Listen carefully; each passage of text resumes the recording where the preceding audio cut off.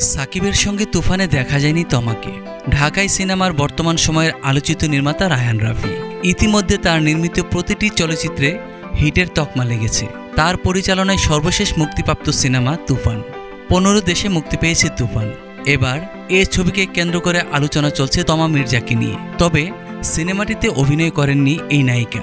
রায়হান রাফির পরিচালনায় সুরঙ্গ সিনেমায় আরফান নিশোর বিপরীতে নজর কেড়েছিলেন তমা। তুফানেও অভিনয় করার কথা ছিল, তবে পরবর্তীতে তিনি আর কাজ করেননি সিনেমাটিতে। তমা বলেন, তুফান টিম জুলি চরিত্রটি করার প্রস্তাব দিয়েছিল আমাকে। বিষয়টি নিয়ে ভাবতে তাদের কাছে সময় চেয়েছিলাম।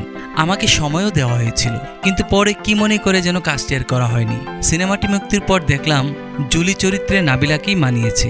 দর্শকও বেশ ভালোভাবেই গ্রহণ করেছে তাকে। এই অভিনেত্রী আরও বলেন, নতুন কাজের জন্য প্রস্তুতি নিচ্ছি, এখনই কিছু বলতে পারছি না। কিছুদিনের মধ্যেই পরবর্তী কাজের ঘোষণা দেব।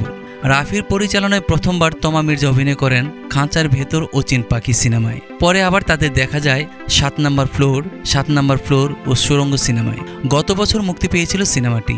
এই সিনেমায় আরফান নিশোর সঙ্গে জুটি বেঁধে অভিনয় করেছিলেন এই অভিনেত্রী।